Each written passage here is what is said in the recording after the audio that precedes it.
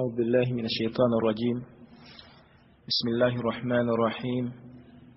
الحمد لله رب العالمين،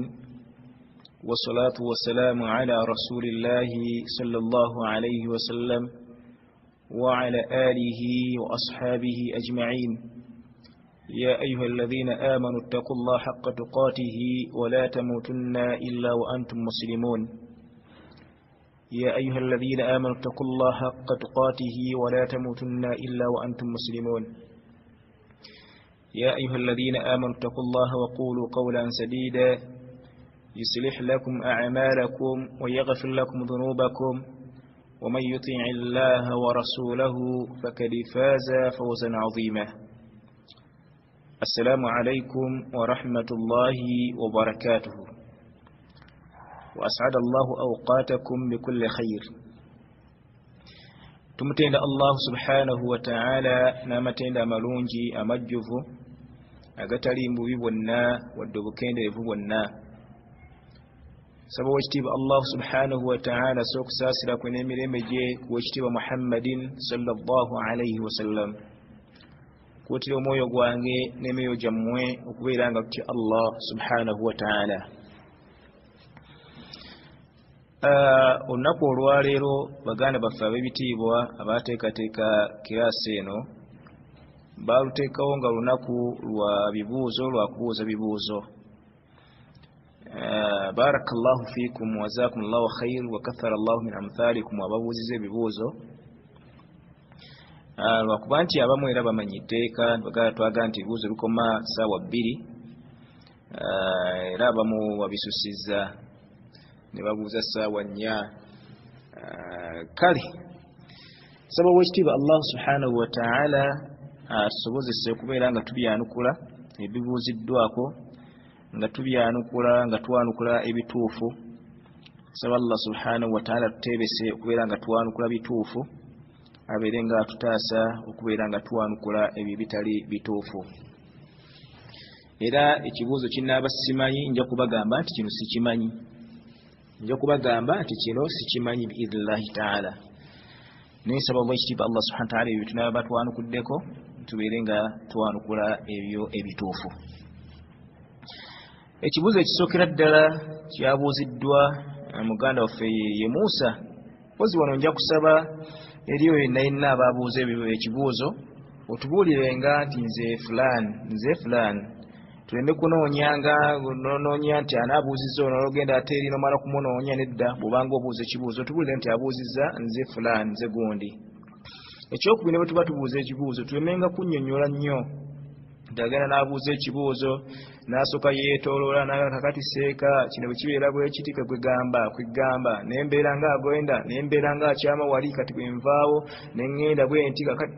n'atooloola ekibuuzo n'akibuuza ku nkomerero. Eyo embuuzo naye tubeere nga tugyewala,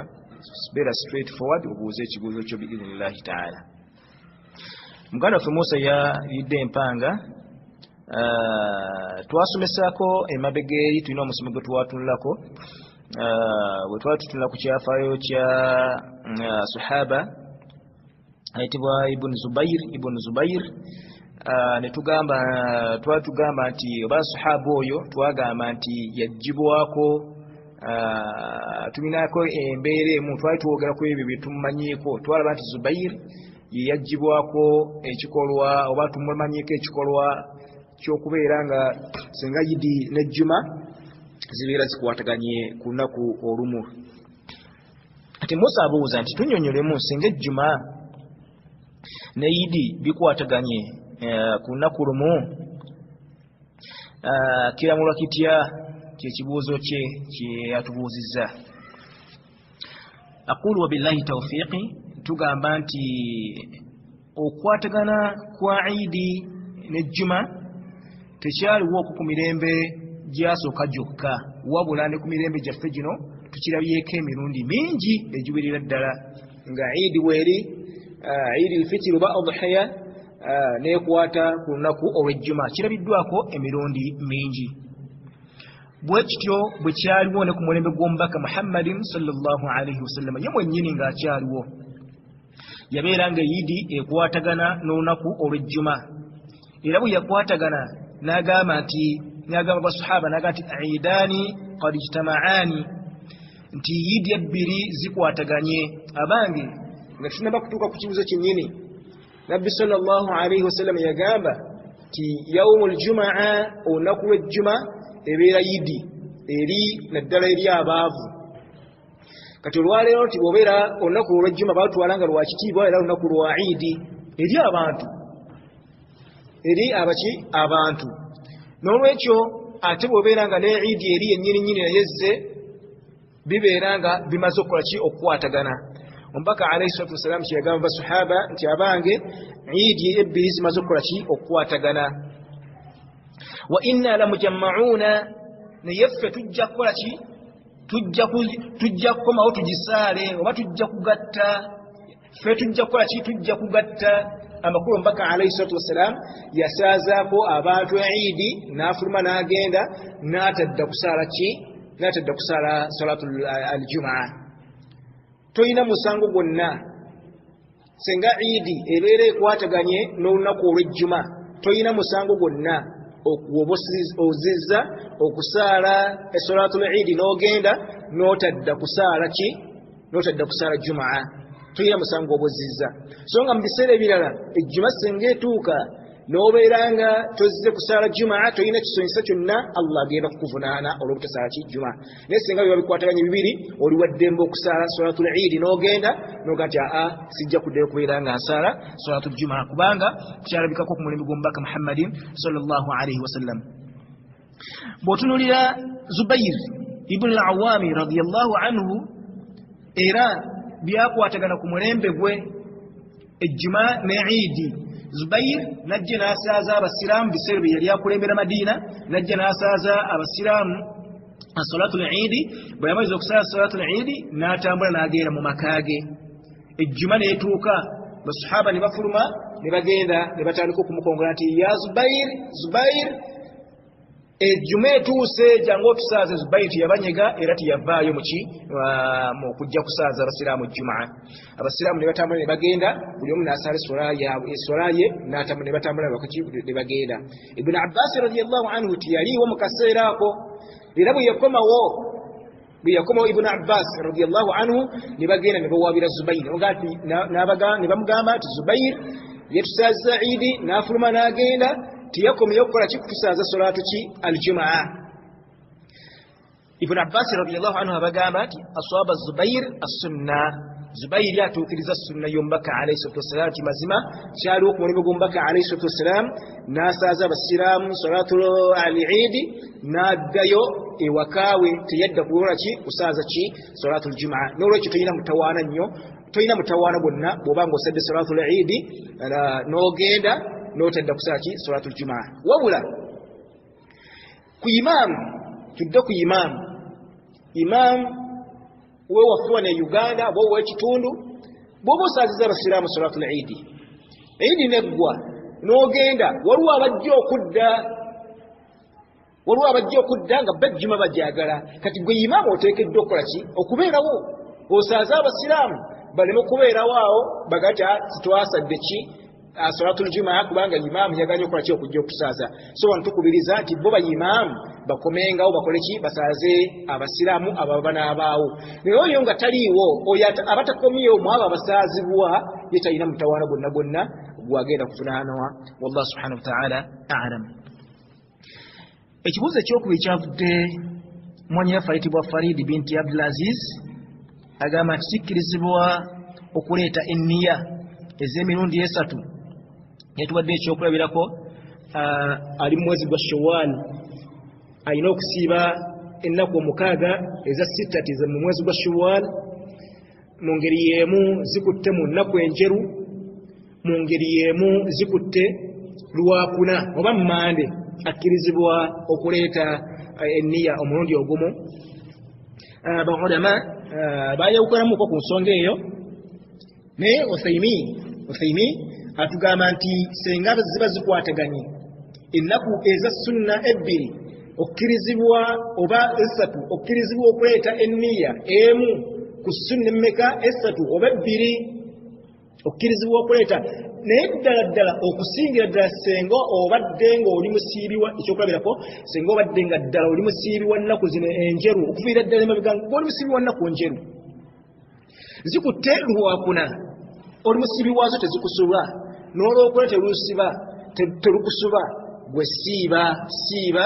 Allah subhanahu wa ta'ala ennaku ezo zonna zonna ajja zikuteebesa era ajja kukuwa empeera zaazo ne bwe zibeera 3 ne bwe zibeera 6 naye nga zonna zaaki za sunna wabula tokkirizibwa kugatta faradha n'omugatta ku sunna ekyo kyo tekikkirizibwa olunaku ng'olwogenda okusiiba lwa faradha ate waliwo n'olwa sunna ekitegeeza nti oli mu ramadaani n'oga ti anze ensiibye ramadaani n'ensiiba n'olw'emmande ekyo tekiriiyo wabula bwe zibeera nga zonna za sunna tewali mutawaana gwonna osobola okubeera nga osiiba inna allaha la yudhi'u ajra al-muhsinin Allah subhanahu wa ta'ala takendeeza mpeera y'abantu balongoosa singa musajja avudde mabega ng'asiba ennaku zizo neza sunna ne zituuka ku nnaku ne zibeera nga zikwataganye Allah subhanahu wa ta'ala tasobola kumumma mpeera ezo abeera nga azimuwa wallahu subhanahu wa ta'ala a'lam. Ekibuuzo ekyokusatu kyavudde wa mwannyinaffe ayitibwa Sharifa Abdul Nur naga nti baatusomesaako nti okusenguka lillah senga tulabanga nti eddiini yaffe eri mu katyabaga aga ddi nakosa nakagamba nti exactly letusenguka era tusengukira wa aqulu billahi tawfiiki nti okusenguka okwayogerwako eri abamanyi kwa miteeko mingi era giwerako naye okusookera ddala waliwo okusenguka okwa sunna okusenguka nga kwa sunna niwabaawo okusenguka okwa faradha niwabaawo okusenguka okuli makuruhu kwe kutamwa niwabaawo okusenguka okuli haramu nga kwo kwaziyizibwa niwabaawo okusenguka okuli mubaahu nga kwo kulungi si kubi tolina mutawaana osenguse oba tosenguse tewali mutawaana ekyokulabirako waliwo okusenguka katandika n'okusenguka okuli haramu omusiraamu okusenguka n'osenguka ng'ova mu basiraamu ng'ova mu kitundu ekirimu abasiraamu banno n'ogenda mu kitundu ekirimu abakuffaaru bamanyidde ddala nti baki bakuffaaru okusenguka okukuli haramu tekukkirizibwa n'oba okusenguka okuli makuruhu kutamwa ekitundu ky'owangaliramu mulimu abantu bajeemu balina obuntuntu bwe bakola naye nga si bulungi bunaosegamba nti akanzi basenguke nze ngende bulala waki tosigaddeeko mu bantu abo n'osigala ng'obabuulira oba oliawo banaakyusa emitima gyabwe ne babeera nga batereera okusenguka kutamwa mu busiraamu newaba okusenguka okuli maasi osobola okusenguka abantu okukkirizibwa okulala okusenguka abantu nga bajeemu nnyo nnyo basusse ekikomo basusse ekikomo okusenguka okwo nakwo kulungi noga ti bano abasiraamu kambasenguke oba abakufaaru bano bagenze wala nnyo mu bujeemu mu kujeemera Allah subhanahu wa ta'ala okwo okusenguka nakwo gye kuli okkirizibwa okubasenguka n'ogenda wala okusenguka okuli mu bbaahu kwe twogeddeko okusenguka okubeera nga oli mu nsi ya busiraamu n'osenguka n'ogivaamu n'ogenda mu nsi endala y'obusiraamu oba oli mu ekitundu ky'olimu nga kyange kyendimu ekyemunyonyo ekitundu ky'olimu ng'abakkiriza mwebali basajja batya Allah wa subhanahu wa ta'ala bwe bawangaliramu n'oluusi bizinesi ye eyinza okuba nga kitambula bulungi nogati akasenguke ngende ekibuye naye nga n'ekibuye gy'olaze naye nga basiraamu naye nga wogenze okukolera bizinesi esobola okutambula bulungi okusenguka okwo tekulina mutawaana abanga okusenguka okwa sunna senga obeera mu nsi ensi nga gy'olimu ng'eyaffe eno eya Uganda teramuza amateeka ga busiraamu naye nga ewamu n'ekyo mu nsi omwo mw'oli tebakugaana kusaala tebakugaana kwaziina bw'osalawo okutema mpale yo etuuke eri mu nisu saati teryakugambako ekirevu weyaga kituuke wa teryakugambako naye nga olwama ebintu obusiraamu ensi eno teramuza busiraamu okusenguka okwo osobola okugamba bw'oba olina obusobozi noga nti kansenguke nve mu nsi eno ngende mu nsi ye Yemen ngende Saudi jibalamuzo obuki obusiraamu okusenga okukuli sunna oli bwaddembe senga obeera mu nsi nga tebakugaana kubeera nga otuukiza obusiraamu bw'omutufu okubukola ki bw'okubutuukiriza naye gwe noga ti neteramuza kansenguke tolina mutawaana okusenguka okwo kuli sunna. Bannange ne wabaawo n'okusenguka okwa waajibu nga kwo kwabwa tteeka oteekeddwa buteekwa okubeera nga okola ki osenguka senga obeera mu nsi oba mu kitundu ng'ekitundu ky'olimu tebakukkiriza kubeera nga oteeka mu nkola obusiraamu bwo, tebakukkiriza kwaziina, okukusanga obusanzi ng'oli mu kusaala, okukusanga obusanzi nti wasiibye, okukusanga obusanzi nti otodde zaka nga bajja kukuyisa wi bajja kukusiba. Obusiraamu lwampaka oteekeddwa okubeera ng'osenguka nova mu kitundu ekyo. Okusenguka kwa buwaze era bw'otakikola n'olemerawo n'obeera mu kitundu mw'otasobola kutuukiriza ibaada, Allah subhanahu wa ta'ala agenda kukuvunaana. Yagamba mu surati Nisa Allah subhanahu wa ta'ala aya ayinza okuba ndooza yakyendanga mu 7 yagamba Allah subhanahu wa ta'ala nti innal ladhina tawaffahumul malaa'ika zalimi anfusihim qalu fima kuntum qalu kunna mustad'ifina fil ard qalu alam takun ardullahi wasi'atan fatuhajiru fiha faulaika ma'wahum jahannam wa sa'at masira. Allah subhanahu wa ta'ala yagamba mu surati Nisa nti innal ladhina tawaffahumul malaa'ika mazima abantu abo abatuukwako okufa ne bafa zalimi anfusihim nga bali beeryazaamaanyizza amakulu bagaanye okusenguka, bali mu nsi ebanyigiriza, bali mu kitundu kibanyigiriza, tebasobola kutuukiriza obusiraamu bwabwe ne balemerawo ne beeryazaamaanya omwoyo gyabwe. Qalu fima kuntum, Allah subhanahu wa ta'ala agenda kubagamba lwaki bwe muti bwe mwafaanagana, bannammwe bazze baasaala mwe temwasaala, bazze baasiiba mwe temwasiiba, bazze baatoolanga adhaani mu nsi mwe temwagitoola. Lwaki?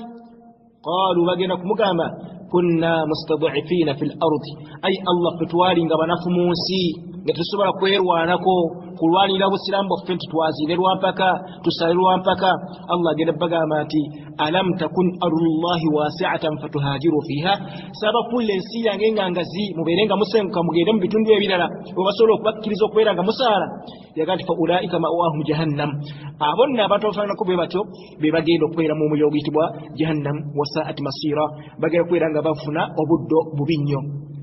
Najjula mu aya eddako yaga nti illa almustad'ifina min arrijali wannisa, okuleka abantu abaali nga abanafu ddala mu basajja ne mu bakyala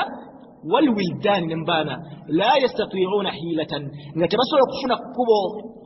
kufuna kkubo wala yahtadun, wadde okubeera nga basenguka bagende mu bitundu biki ebirala. Waliwo omuntu nga ye munafu talina busobozi bwonna busenguka kuva mu kitundu ekyo genda mu kitundu ekirala, oyo ye Allah subhanahu wa ta'ala agenda kubeera nga amudiramu. Barakallahu fikum. Ekibuuzo ekyo nakyo katutubeere nga tukikomyawo mu ngeri y'emu. Era mwenyefu ono Sharifa Abdul Nur yabuuzizza ekibuuzo n'agamba nti kikkirizibwa okusala abafu okwaba medical student okumanya ebiri ndoozi ebiri mu mibiri gyabwe oba babeere nga bakola ki bamusomerako. Ekibuuzo kino sijja kukyanukula, sijja kukyanukula nnyo, sikimanyi, sikinaako nnyo kumanya, wabula ngenda kwongera nkinoonyerezeeko biidhnillahi taala singa tulaba tukifunye. Tujja kukyanukula mu ngeri esingako obulungi, kubanga waliwo mu busiraamu kye bayita almasalihu almursal, emigaso ejjajja egitaaliwo ku mulembe gw'omubaka Muhammad sallallahu alaihi wasallam, naye olwaleero bw'oba ogitunuulidde nga gyandibadde emigaso. Omuyizi okumanya singa aba okusala omuntu agenda kusoma oluusi kigase ffe abasigaddewo nga balamu masalihu alhasan mu mbeera efaanaganako bw'etyo. Kiyinza okuba nga sijja kwanukula kibuuzo ekyo biidhnillahi taala, sikimanyinaako nnyo kumanya. Biidhnillahi taala katwongera okukinoonyerezaako, tujja kubeera nga tukyongera okukitunulako. Wallahu subhanahu wa taala a'lam. Wabarakallahu fikum. Katukomewo n'ebibuuzo ebirala biidhnillahi taala. Bismillahi rahmani rahim. Alhamdulillah wassalatu wassalamu ala rasulillah sallallahu alaihi wasallam. nga tukyagenda mu maaso n'okwanukula ebibuuzo bya baganda baffe bye batubuuzizza. Muganda waffe ayitibwa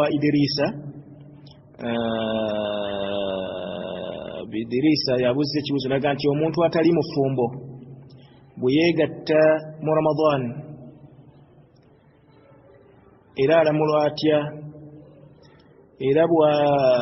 bw'ayagala okwenenya okukola tawuba akola atya? Okusookera ddala kasooke nkuwabule mu kibuuzo kyo bw'ogamba nti omuntu atali mufumbo bwe yeegatta. Tugamba kwegatta, okwegatta kubeera kwa halaali, kwegatta kubeera kwa halaali. Gamba nti omuntu atali mufumbo bw'ayenda, okwegatta kwonna okutali kwa bufumbo nze kuyita kwenda. Gamba nti omuntu bw'ayenda atali mufumbo mu mwezi ogwa Ramadan alamulwa atya? Amakulu bw'ayenda mu Ramadan ekisookera ddala olunaku olwo lwayenze lufu, olunaku olwalenze lufu, era omutango gwawa asiiba. Yagamba nti yasuumu shaharain almutatabi'ain, asiiba emyezi ebiri egiddiriŋŋanye. Kasitogezaako ne weegatta oli mufumbo toli mufumbo mu mwezi ogwa Ramadan obudde emisana. Bannaye tukitegere bulungi. Kasitogezaako noweegatta oli mufumbo muli bafumbo mu budde obw'emisana, omutango gwowa gwa kusiiba shaharain mutatabi'ain, okusiiba emyezi ebiri egiddiriŋŋanye. Bw'obanga osazeewo kusiiba myezi ebiri, kubanga emitango giri esatu ku nsonga eyo, osiiba emyezi ebiri egiddiriŋŋanye. Bw'ogeza n'osiiba ennaku abiri ng'obuzaayo ennaku bbiri oweze emyezi ebiri, okusiiba ku nnaku bakufudde, girina kubeera emyezi ebiri nga giddiriŋŋanye nga tolidde mu nnaku n'olumu. Ekyokubiri ky'oba tekisobola, ota omuddu. Omuntu abadde abonyaabonyezebwa, omuntu abadde yasibwa, n'ogenda n'okwata ensimbi n'ogati mwagala mmeka mmwezi mumubanja nti miliyoni 5, n'okwata ensimbi n'oziwaayo bali ne bamutanda omuga ati sikukuze kukutwala kunkolera bakunsasula nkutadde genda. Oba si kyo kuŋŋaanya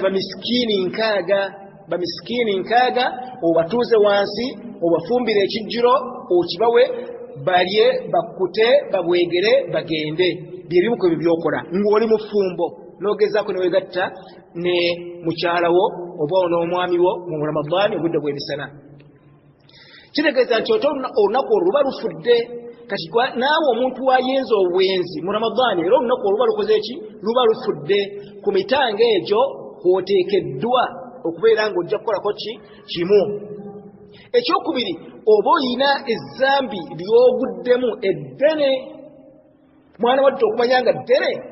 Ramadan mwezi gwa bukkakkamu, mwezi gwa kukola ibaada,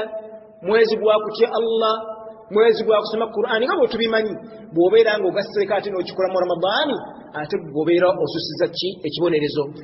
Obeera oliko obusungu bwa Allah, ate buyitirivu nnyo. Naye era tekikuggyako kibonerezo kiri. Olunaku luba lufudde, olina kugirya emiteeko esatu okukolako kutya gumu. Ekyokubiri, ezambi lyoba oguddemu ky'olina okukola, yagamba Allah subhanahu wa ta'ala mu surati Nur aya eyokubiri nti azzaaniyatu wazzaani fajlidu kulla wahidin minhuma 100 jalda wala ta'khudhukum bima ra'fata fi dinillah in kuntum tu'minuna billahi wal yawmil akhir waliyashhadu 'adhabahuma ta'ifatun minal mu'minin. Yagamba Allah subhanahu wa ta'ala nti omwenzi omusajja n'omwenzi omukyala fajlidu, buli omu mukube kulla wahidi minhuma 100 jalda, buli omu mukube emiggo 100. Kasita tukwatako ng'oyenze tetulina okukolera si kirala kukwata ne tukube emiggo 10 nga tokutteeyo. Yagamba nti wala ta'khudhu bima rafat fi dinillah, temukwatibwanga ensonyi mu ddiini ya Allah subhanahu wa ta'ala. Agamba baani? Bano abaliwo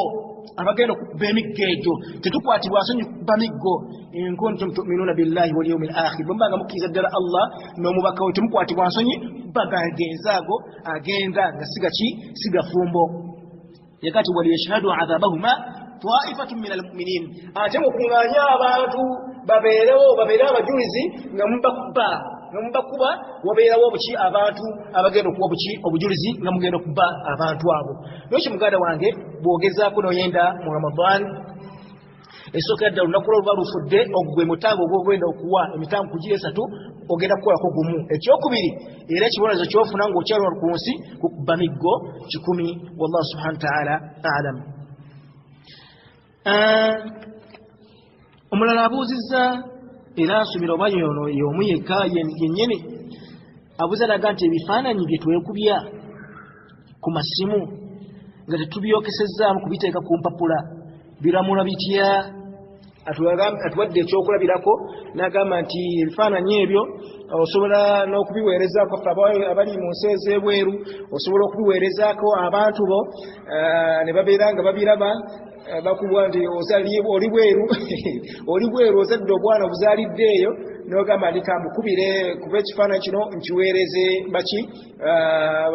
abantu bange kyolina okwekwa okumanya muganda wange ampuliriza نبي محمد صلى الله عليه وسلم يقام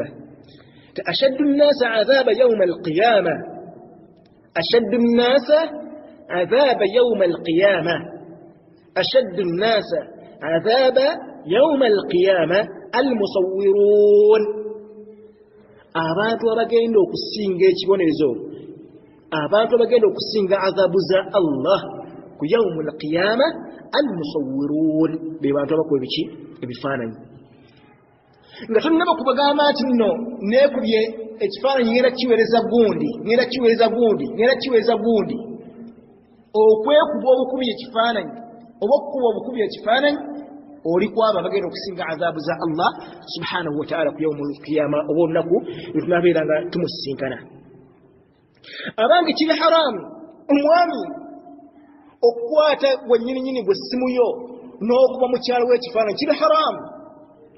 kiri haramu omukyalo okukwata essimu n'akuba omwami we ekifaananyi kiri haramu hatha ashaddu zambi ddene oddikwata okukwata essimu n'obeera ng'okuba mukyalo w'ekiki ekifaananyi tuleme kugamba nti ekifaananyi kikubiddwa kyekikwatiddwa ne kyozebwamu nti ekyo kyotagenda kwozaamu tekirina mutawaana apaana tekirina mutawaana kyenkubye kyesigenda kukola kikwozaamu tekirina mutawaana abamanyi bangi bayogera ku bifaananyi ne bagokyogera ne babyogerako ebifaananyi ebintu bingi naye mwana wattu ate wandikkirizibwa okwekuba ekifaananyi senga oba ogenda kukiweereza mukyala abali mu sisitimu y'okubeera nga mugenda kubeera nga mufumbiriganwa okuyinza okukkirizibwa okwekuba ekifaananyi ng'ogenda kiweereza oyo naye kasita obeera ng'ojja kukyusa ku butonde bwo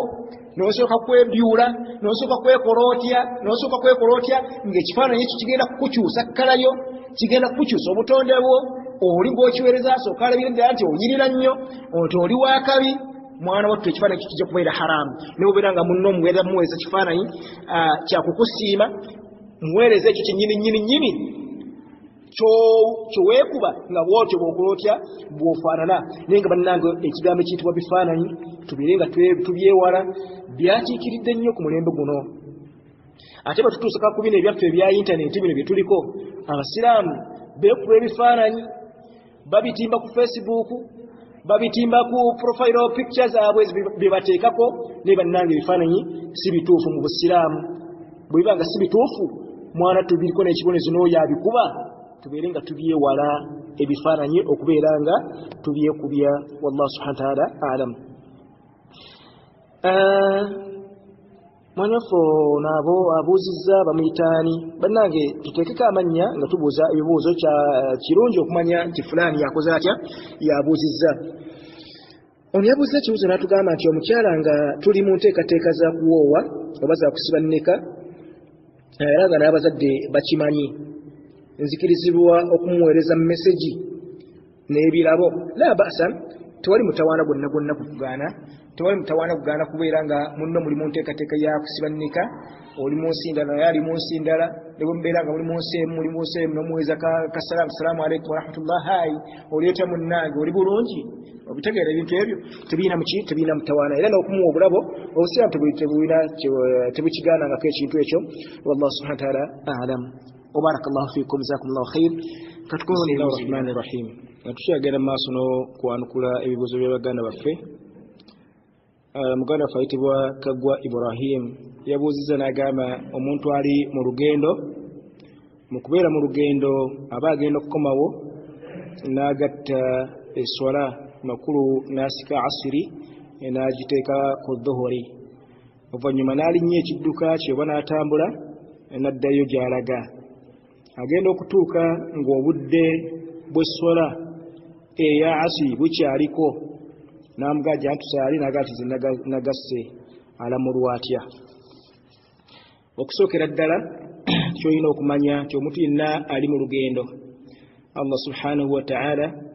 eyo saddaaka omubaka Muhammad sallallahu alaihi wasallam atugamba nti saddaaka yammwe Allah subhanahu wa ta'ala yagibawa omuntu yenna ali mu lugendo saddaaka yo Allah gye yakuwa mu lugendo lw'omwo kwe kubeera ng'oleeyo mu lugendo n'otasaala nnya mu kifo kyalaakanya dhuhuri n'ogatta akansaala ebbiri era oli wa ddembe ogamba nti ndi eno mu lugendo asiri yange ne dhuhuri kanzisaale mulundi gumu ng'oli mu mbeera eyo saddaaka yammwe Allah yagibawa nabbi n'atugaa nti ate mugezaako ne mugaana saddaaka ya Allah gye yabawa amakulu nti okusalako ku swala kikkirizibwa ng'oli mu lugendo tekirina mutawaana gwonna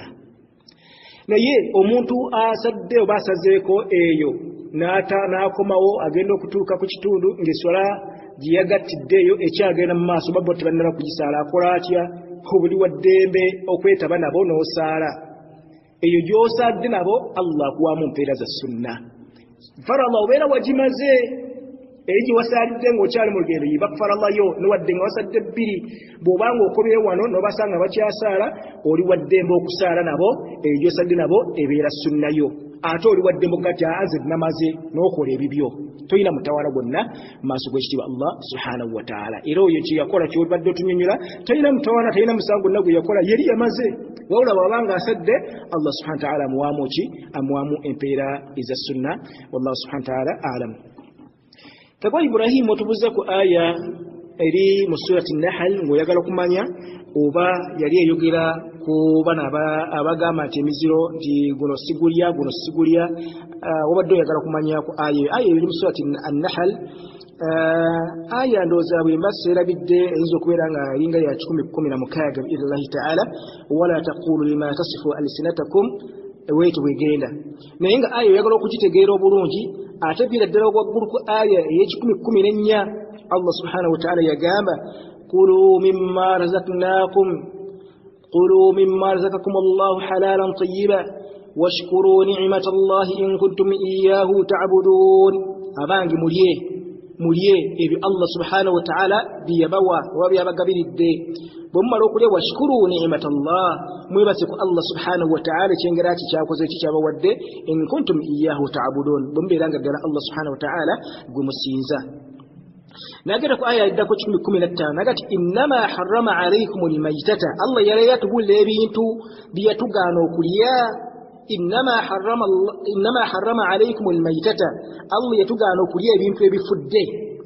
byokka pozi wano ku bintu ebifudde byokka waliwo emiteeko Allah subhanahu wa ta'ala tejjatukkiriza mu ebyo ebifudde byokka ng'ebyo mu mazzi ebyennyanja ebifudde byokka kubanga obiserayo n'obiteeka ku lukalu ne bifa byokka ebyo Allah bitukkiriza okulya mulimu emiteeko gye batukkiriza okulya wadamman Allah yatugaana okulya omusaayi naye ate mumusaayi era mulimu gwe yatukkiriza okulya hadithi weeri nga ntuufu tera mutawaana nga Allah atukkiriza okulya ekibumba n'akataago kubanga bwanga musaayi naye waliwo omusaayi okugaana okuliibwa osaze ente n'olembeka omusaayi abamu bagufumba abamu bakola batya ne babeera nga bagulya baatugaana okugulya walahma alkhinziiri embizi yatugaanibwa okuliibwa wama uhilla lighairi llah naye ekyo kyonna kyonna ekireekandiddwako naye nga tekireekaniddwako linnya lya Allah subhanahu wa ta'ala oba kyakusamira amakulu ekyo kyonna kyonna ekitasomeddwako bisimillahi rahmani rahim nga kigenda okukola ki okusalibwa yala faman yafutula ghayra baghin wala aadin fa inna allaha ghafurur rahim tokuleko omuntu yenna oyo abeera nga akakidde obukakwa okubeera nga alya ebintu ebyo talina option yonna bamukase lwampaka toteekeddwa okulya embizze nolwampaka obutera ekikusalako mutwe talina mutawaana era takola ki Allah yagamba nti inna allaha ghafurur rahim Allah musonyiyi ewekisa ekingi nga tutuuse ku aya gyoyogerako wala taqulu Allah yagamba nti wala taqulu lima tasifu alsinatakum alkadhiba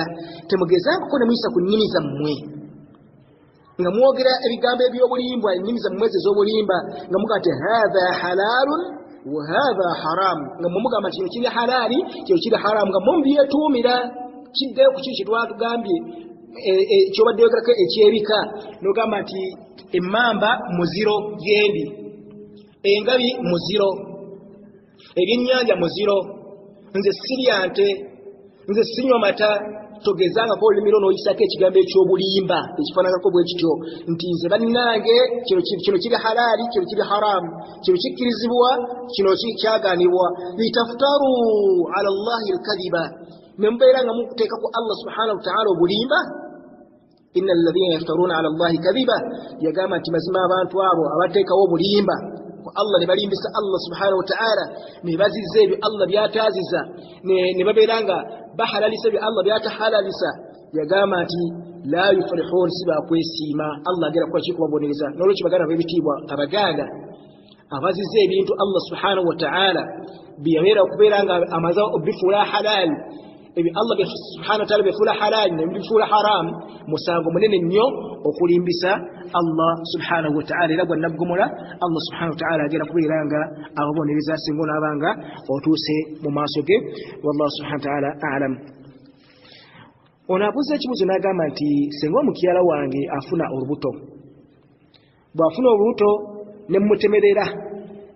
nti olubuto olwo omwana oyo si wange n'antwala ne mbaseeka oba abakulu b'eddiini ne tukwata ne Qur'ani ne ndayirirayo ne ŋŋamba nti olubuto si lwange hatta ne tugusuka ne tugenda ne ku musaayi ne guvaayo nga gulaga nti omwana wange naye nze era ne nsigala nga ŋŋaanye ne mugaa tewagguliridde namulwa ntya subhanallah ekibonezo gwe kennyini okitegedde ekibonezo gwe kennyininyini okitegedde هذا ظلم وبلياز امانيا سبحان الله الله agenda kukola ki kuvunaana omusango munene nnyo alwaladu lifirash okusokeddera omwana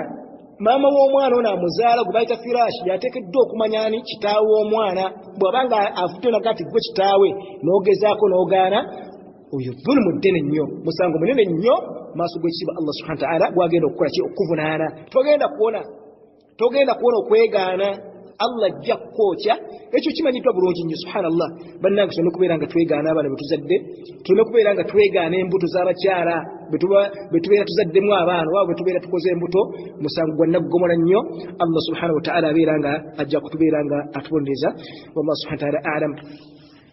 Ono abuuza nti lwaki abamanyi be basinga okutyoboola eddiini. Ekibuuzo kino nze nyinza obuteegatta naawe mu mbuuza gy'okibuuzizzaamu okugamba nti abamanyi be basinga okutyoboola eddiini. Allah subhanahu wa ta'ala yagamba ate akalimba ti innama yakhsha Allahu min ibadihi al-ulama. Innama yakhsha Allahu min ibadihi al-ulama. Abantu abasingira ddala okutya Allah subhanahu wa ta'ala be bamanyi. Bw'onaakibuuza mu mbeera gy'okibuulizzaamu nti lwaki abamanyi be basinga okutyoboola eddiini, okibuuzizza mu mbeera eyo lwakubeera nti kikanga nnyo abantu kyo kituufu kikanga nnyo abantu okubeera ng'omumanyi gw'omanyi nti sheekhe yakozezza nti kikanga mu butuufu mu mbeera eyo oyinza okuba nga mubadde okibuuliza. naye omubaka Muhammad sallallahu alaihi wasallam tugamba oba omumanyi omu agamba nti abamanyi baawulamu emiteeko ebiri. waliwo al-ulamau rabbaniyin abamanyi abo bali ku Allah subhanahu wa ta'ala abalina ikhlasi mu Allah subhanahu wa ta'ala abakola emirimu nga bagikola ku lwa Allah subhanahu wa ta'ala abo Allah bayagala. waliwo ne al-ulamau al-fusaq aboononefu omumanyi asobola okubeerawo nga mumanyi naye nga mwononefu. mahadisi empanvu oba ya Abi Hurairah radhiyallahu anhu bwebanga serabidde bweyalinga ayogera ku bantu basatu abagenda okujja maaso w'ekitiibwa Allah subhanahu wa ta'ala waliwo abamanyi abagenda okuleetebwa babaga nti ate mmwe tife twali basajja bamanyi Allah abagambye nti mwali bamanyi nti obumanyi bwabwe bwe baaliko obwo Allah subhanahu wa ta'ala babeerenga basaba empeera eri Allah subhanahu wa ta'ala aga nti mpeera temuyinaawo wano mpeera yammwe lwaki temuyinaawo mpeera yammwe mwali mwasoma obuwalimu abantu bawalabe nti muli bamanyi era wakati qiila abantu bakyogera nti muli bamanyi mwafuna empeera yammwe ku nsi n'okiwange teri n'okiwaliwo abamanyi kisoboka okubeerawo omumanyi n'abeera nga ekigendwa kye ekyokusoma bantu kumulaba nti amanyi n'atandika n'okubuza ekyo zambi ddene nnyo eri omumanyi naye nga saaga tugamba nti abamanyi be basinga okubeera nga batyobola eki eddiini nedda si bamanyi wabula abamanyi aboononefu obusiraamu bubavumirira nnyo kyova olaba nga yagamba Allah subhanahu wa ta'ala ata'muruna an-nasa bil-birri wa tansawna anfusakum wa antum tatluna al-kitaba afala ta'qilun abaffe surat al-baqara ti abaffe mu abantu abasomera ebigambo bya abantu ne mbasomera ebigambo bya Allah subhanahu wa ta'ala ne mbasomera abantu mwe ne mwerabira nafsi zammwe nga ddala mmwe musoma ekitabo kya Allah subhanahu wa ta'ala temutegeera bannange n'oki bannange kyandibadde nga kigwana okubeera nga omumanyi yasookera ddala okubeera nga kyekyokulabirako ekisookera ddala okubeera nga yalongoosa nga tanaba kubeera nga agamba abantu okubeera nga balongoosa wallahu subhanahu wa ta'ala alam bagana ab'ebitiibwa bismillahir rahmanir rahim nahmaduhu wa nusalli ala rasulil amin sallallahu alaihi wasallam wa alihi wa sahbihi ajma'in nga tukyagenda mu maaso n'okwanukula ebibuuzo byatubuuziddwa baganda baffe ono ayitibwa Rajab yabuuza nti kituufu okugamba nti abasalafiya batereeze enzikiriza zaabwe kituufu okugamba nti abasalafiya batereeze enzikiriza zaabwe naye makimu okugamba nti omusalafiya ataatereza enniya ye ekitibwa abasalafiya beebo abalina aqiida entuufu ayitibwa omusalafu beebo abalina aqiida entuufu bali bennyini nnyini ffe betugoberera betuli mu buufu bwabwe kati bw'ogamba nti ate omusalafiya ataatereze enzikiriza ye mba sikutegedde sikutegedde as-salaf beebo bennyini abaaliwo ku mulembe gw'omubaka Muhammadin sallallahu alaihi wasallam era omubaka alaihi salatu wassalamu yessaaba salafu nannyini busalafu musalafu kati olwaleero oyinza n'abo abaamukkiriza abaamulabako bakkiririza ddala ne batambula mu buufu bw'omubaka alaihi salatu wassalamu bwennyini kati oyinza okugamba nti abasalafu ate batereeze enzikiriza zaabwe naali makkini tekisoboka era tekigwana baganda babiyitiibwa ogaa nti ate abasalafu batereeze enzikiriza zaabwe oba akiida yaabwe kubanga abasalafu ayitibwa omusalafu yoyo yennyini alina aqiida entuufu era yo omusonga yemu watubuuza wano ekibuuzo nti abasalafiya banywa ku nsulo y'amazzi emu lwaki ate waliwo okusika omugwa ku buli nsonga ndowooza wadde obuuza ku mbeera eri wano mu waffe olwaleero mu ggwanga n'ogamba nti ye kiwayi ki omuntu ekyamazima kyalibadde yeekwatako bw'oyagala ku kyokusika omugwa ku mbeera wano eri wano mu Uganda oba abana bayita abasalafu abasinga obungi bali ku hawa nafsi bagoberera okwagala kw'emitima gyabwe omutima gwe kyegumugamba ojja mumusiŋŋaana nga kyakola atya kyakoze tebali ku busiraamu obaolyawo bwannamaddala akiida eri oluusi beeyita bweyisi basalafu naye nga akiida zaabwe nfu tebalina aqiida ng'ey'omubaka alayhi salatu wassalaam eri Allah oba tebafaanaganako wadde n'akamu wadde okugezaako okufaanana basahaba ridwanullahi alayhim mu aqiida gye baalina eri Allah subhanahu wa ta'ala olwale bw'ombuuza ekibuuzo ekigamba nti nno kibinja ki oba kiwayi ki omuntu kyeyandibadde agoberera n'ogamba nti amazima kino omubaka yakituwa. hadithi ya Abi Hurairah radhiyallahu anhu yagamba افترقت اليهود والنصارى على 71 فرقة. يقام مبكى عليه الصلاة والسلام حديث يا أبي هريرة رضي الله عنه انت أبا يهودي نابا نصارى بايا بيكتلمو ابن جانسانفو مجمو. نقول وستفترق هذه الأمة على 73 فرقة. نقول نيجبنا چانگچنو kijjakwa ukanamu ekibiina kyange kino kya Muhammad kijja kwawukanamu ebibinja oba kijja kwetematemamu ebibinja 73 niyagati kulliha fi nnar ebibinja byonna byakuyingizibwa mu muliro nagati illa wahidan okuleka ekibinja kimu kyokka kyokka. Kila man hiya ya Rasulullah ne bamubuuza Mubaka alayhi salatu wassalam kyekiruwa ekinaawona nagati Mubaka nabagamba nti man kana ala mithli abagenda okufaanana nga nze ababalinga nze abafaanagana nga nze bejogerako abagenda okufaanana nga nze bagenda okuwona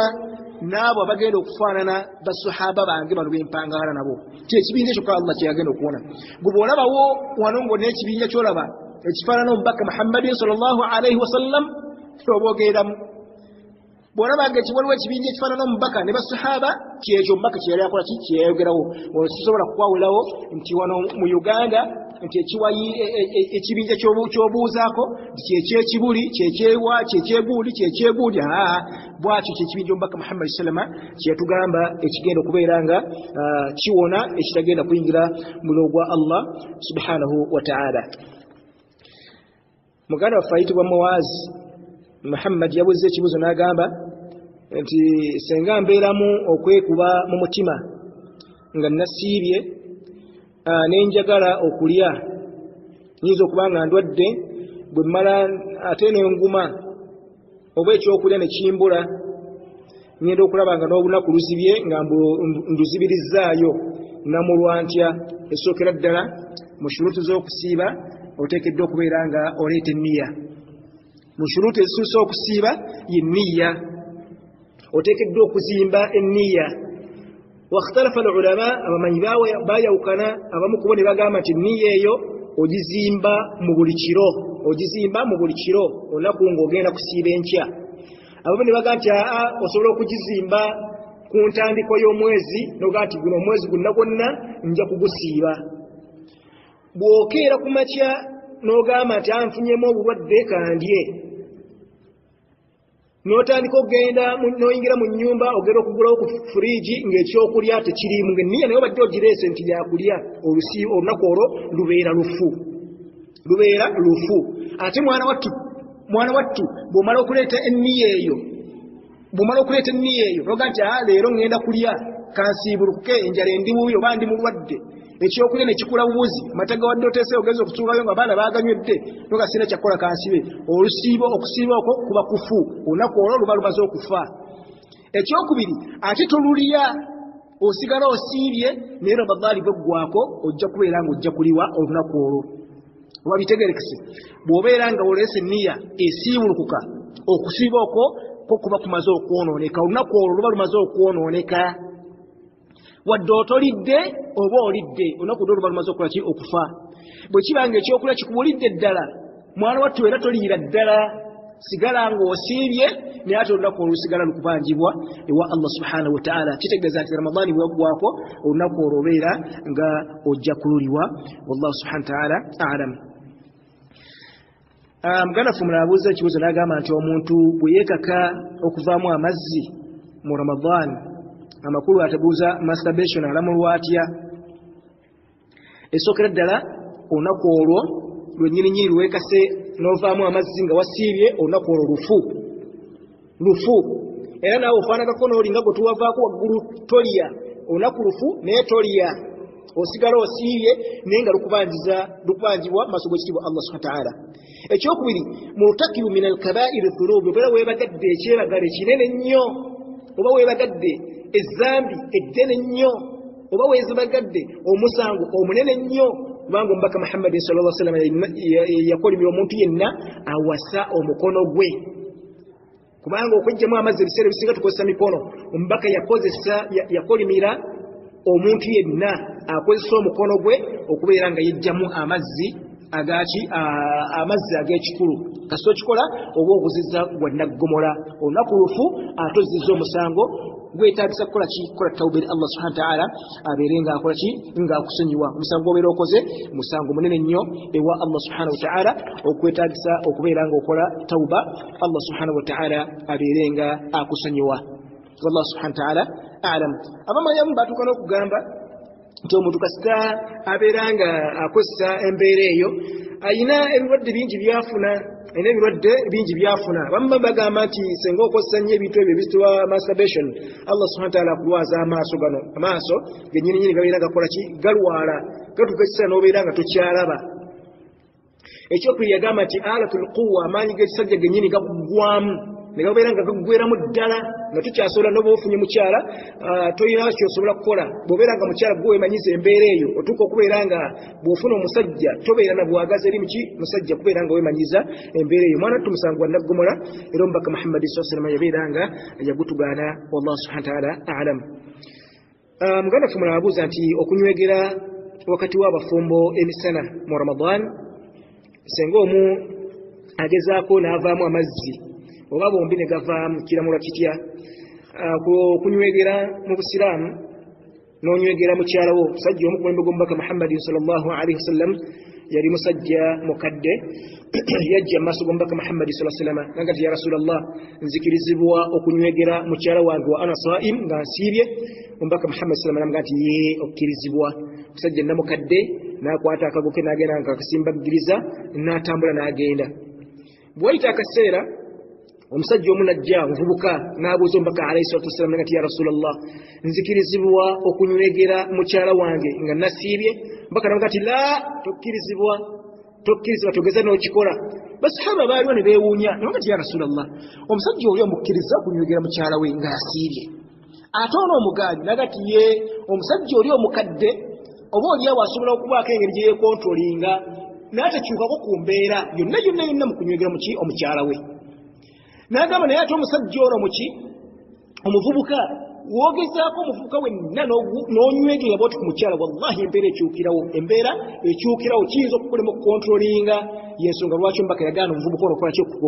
okunywegera omukyala ng'asinyika ate bakituuka okubeera nga omutuusa omunywegedde n'otuuka n'okubeera nga ovaamu amazzi okusiiba kuba kuwolredde kumaze okukola ki kuba kumaze okufa kasita okyuka obwongo ne bukyuka ne bukyankalana okusiiba okwo olunaku olwo luba lwonoonese tolya naye mwana wattu ate obeera nga ojja kululiwa tubeere nga tubyewala mbaka alayhi salatu wassalaamu ye tiyafaanaganangako nga ffe mukutya Allah subhanahu wa ta'ala ye yanywegerangako bakyala be nga yasiibye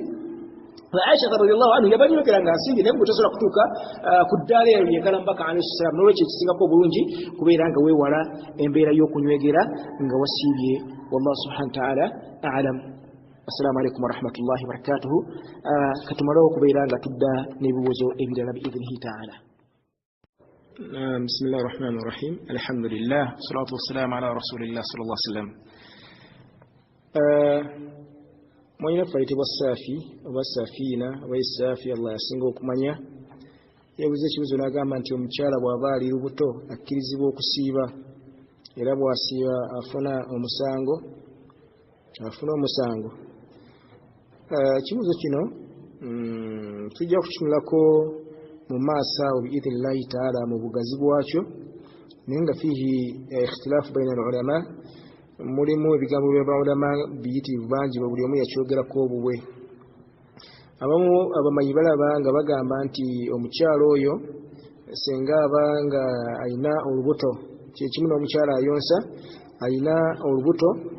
naye olubuto olwalina nga tayina buzibu bwonna bwayinza kufuna ku lubuto olwo ng'era akakasa ddala nti n'omwana ali mu munda talina buzibu bwonna bwayinza kufuna busiraamu bulaba nga jaizi kuye okubeera ng'asiiba. Agaanibwa okubeera ng'asiiba okusiiba singa ye mwennyini alaba nga ajja kufuna obuzibu mu kusiiba kwe n'omwana gwalina mu lubuto oba omwana gwayonsa bw'anaaba nga asiibye tajja kufuna mabeere gakola ki gamuwa balaba nga kiri haramu okubeera nga asiiba ku ye naye nga abamanyi ababwe batebaayawukana ku nsonga eyo naye nga biidhnillahi taala ensonga eyo nga bwe tuli ku musomo gwaffe ogw'okusiiba tujja okubeera nga tugitunulako tulabe ebigambo by'aba ulama buli omu nga bwe yakyogerako mu bujjuvu wallahu subhanahu wa taala alam. Yabuzo nagamba nti lwaki abashiya bazayidi nabo bayitibwa nti bakafiiri ng'ate bo tebakafuwaza basahaba. Abashiya bano bayitibwa abazayidiya basemberedde nnyo aqiida era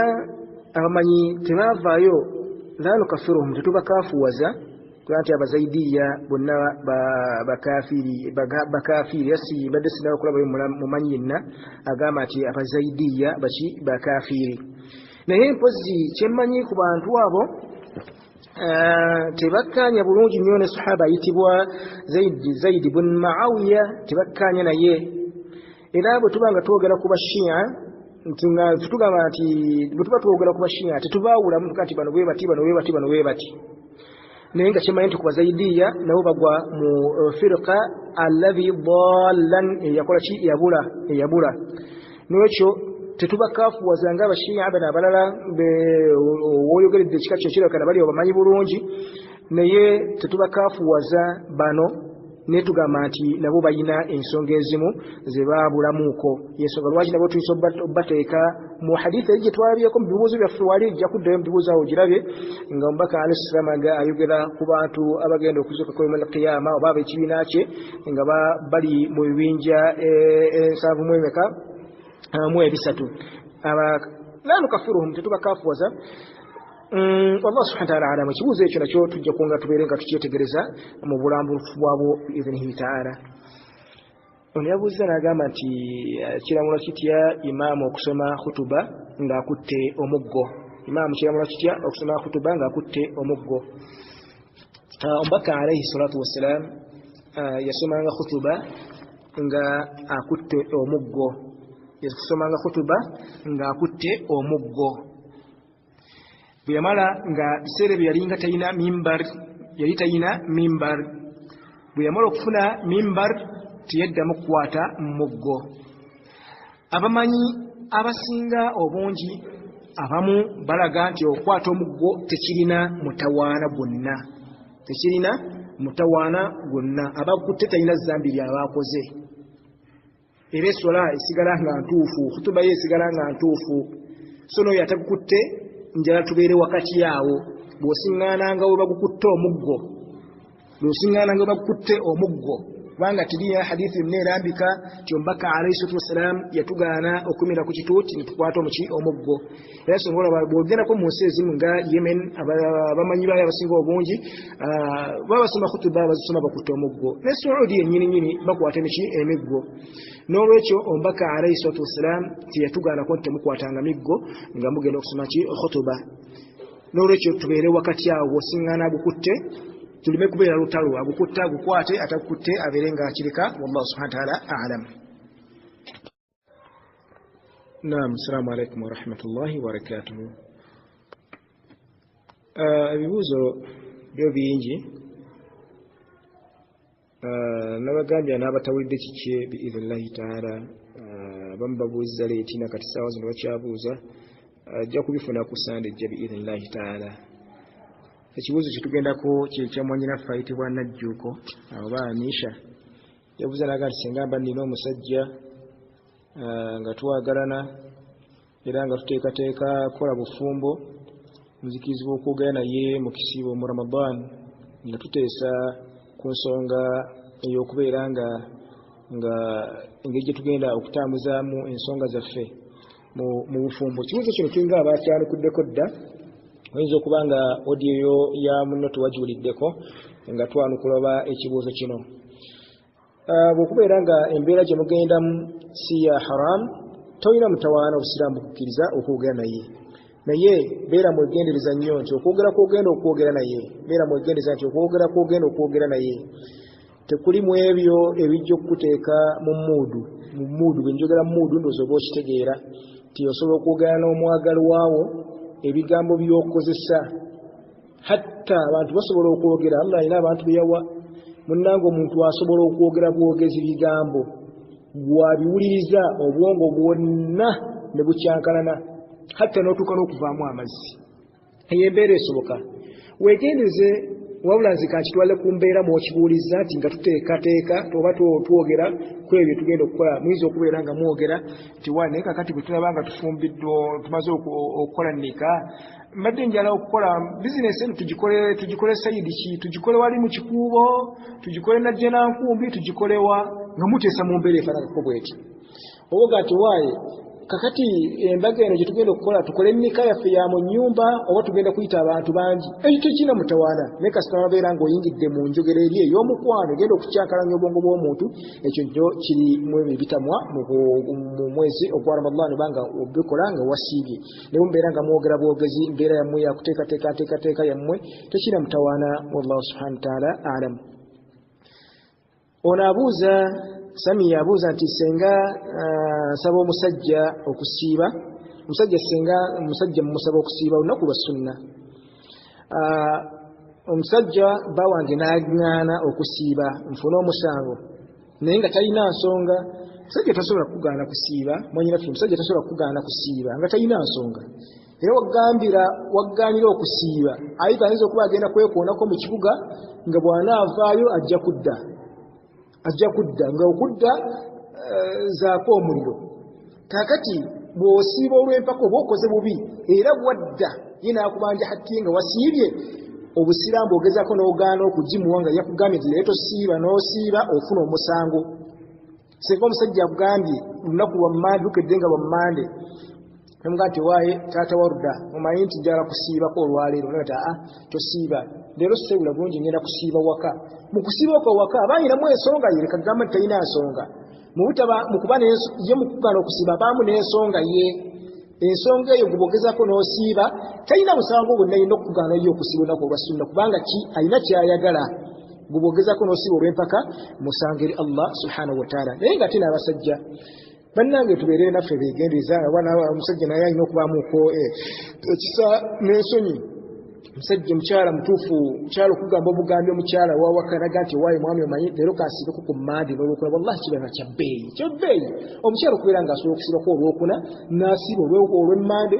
n'agusiiba ennaku enjeru beera mugumiikirizaamuuko naawe omuntu atabadde safaari nti obadde safaari naye gye wavudde wakomyewo ezo ennaku oziri waka ekyo kiwulirika naye waka woosiiba olunaku woosula buli lunaku n'ogenda n'okomawo ekyo kiwulikika kitya nti omusajja omukyalo omuganye okusiiba olw'embeera efaananako bwetyo naffe twandibadde bantu balamu twandibaddemu n'ekisa n'okwagaliza bakyala baffe okubeera nga basiibako okwemanyiza ibaada efaanaganako bwetyo naye wabeera nga mwanattu kyabadde kya safaari musajja yakadde naga tosiiba oba tatera kusiibira ddala waka naga naye tosiiba naawe kambeereko wano ewaka bw'osiiba olw'empaka oba okoze dhambi eri omusajjawo oba okumujeemera era okusiibako okwo bwagezaako n'akutawaanya n'akusaba hakki ye lwa mpaka tayina musango ogikujjako ate naawe bwogezaako n'ogaana okugimuwa musango gwa naggomola mu maaso g'ekitiibwa Allah subhanahu wa ta'ala wallahu alam. Kino kyobuuzizaako ekyokusiiba eri oyo omukadde watasobola kusiiba twakyanukulako mu musomo gwaffe bw'obanga obadde ojja ogoberera emisomo gino twakisomesa dda okuliisiza mu kuyamba ku mukadde wo atasobola kusiiba okubeera ng'omuliisi tetwakyogerako dda biidhnillahi ta'ala nja kukusabudde mu misomo gyaffe gye twakamala okubeera nga tusomesa mu nsonyi banna ebibuuzo bingi bino ebibuuzo bye twankulako edda tuyinza obutabiddamu oba ebimu bijja kwanukulirwa mu misomo gyaffe awo eginajjako wallahu subhanahu wa ta'ala alam. Ono abuuzaga nti singa mbanga ndi mulwadde nga sisobola kusiiba nga nina mukwano gwange si musiraamu nansiibirako kisiibo ekyo kiba kituufu? Tekiba kituufu kubanga mu bukwakulizo bw'okusiiba akakulizo ketwali ddala akasookera ddala omuntu asiiba ateekeddwa okubeera nga muslimun nga muki nga musiraamu bw'ataba musiraamu ne bw'asiba emyaka 10 okusiiba kwe tekukkirizibwa wa Allah hatta okutuusa ng'agambye nti ashhadu an la ilaha illa Allah wa anna muhammadan rasulullah kyobala okukyogera nokakasa nti asiramuse olina okusiiba kumukakatako bw'abanga si musiraamu okusiiba kwe tekukkirizibwa ekyokubiri naawe omulwadde tokkirizibwa w'oli ng'oli mulamu oli mulwadde tokkiriza okubeera ng'osiibirwako bw'oba tolina busobozi busiiba oli mulwadde busiiba bugamba kuliisa kwata ssente obeere ng'oliisa buliisa so si kubeera nga ate bakusiibirako nga ng'oli mulamu wabula gwe kennyini gwe oteekeddwa okwekola ibaada eyo ky'olina okukola ki kubeera nga oliisa tebakukaka kubeera ng'osiiba ng'oli mulwadde so si mukaafiri kubeera nga akusiibirako ate yene bw'anaasiiba okusiiba kwe sikujja kubeera nga kukkirizibwa mu maaso g'ekitiibwa Allah subhanahu wa ta'ala wallahu a'lam. Safiina yabuuzizza n'agamba nti singa abadde asaala essula ya magharibi ne yeerabira okutuula tahiyatu eno eya wakati akola atya kibuuzo oba bwe kizo kyabadde bwe kiraba nga si kibwe kyabadde ajja kuddako mu inbox yange onambuulira bwe kiba nga bwe kisibe kyabadde naye nga bwekyo nze bwe nkitegedde. Bwe tubeera nga tusaala essula yonna tuyita kituyita sujuudu sahawi olusijjira olw'okwerabira. Ensijjira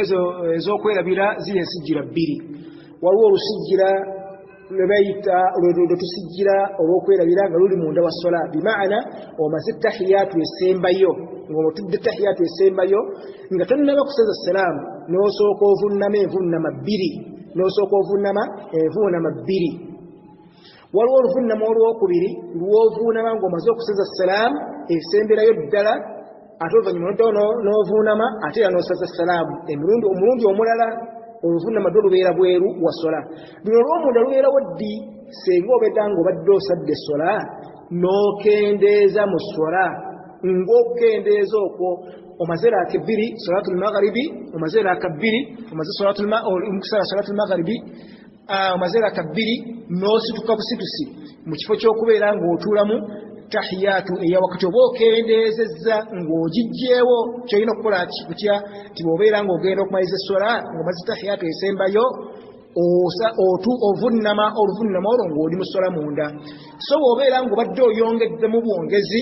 era akesatu osimazeeyo mu kifo ky'okutuula tahiyatu esembayo ate n'osituka busisi n'ogenda waggulu oba oyongedde mu ssola awo kyolina okukola kutya obeera ng'oluvunnama olwo nga lwa munda nga lwa bweru wasola osooka kuseza salaamu emaliriza essola ate oluvannyuma n'oddawo n'okolaki n'okutama wansi envuunama 2. Enkutama eyo gy'okutama mu kusaala okwo teyawukana tewali bigambo byawukana mbaka byatuyigiriza nti osomerawo bigambo bino wabulayo byennyini b'essola by'osomerawo mu nvuunama ezo. Kibuuzo kyo bwe ntyo bwe nakitegedde ekikwatagana ku ssola bw'obanga si bwe kityo bwe kyabadde nkusaba ojje ebeere nga ombuulira. Wallahu subhanahu wa ta'ala tukkirize ab'ebitiibwa ebibuuzo ebisigadde tujja byanukula omundi omulala. Wassalamu alaikum wa rahmatullahi wa barakatuh.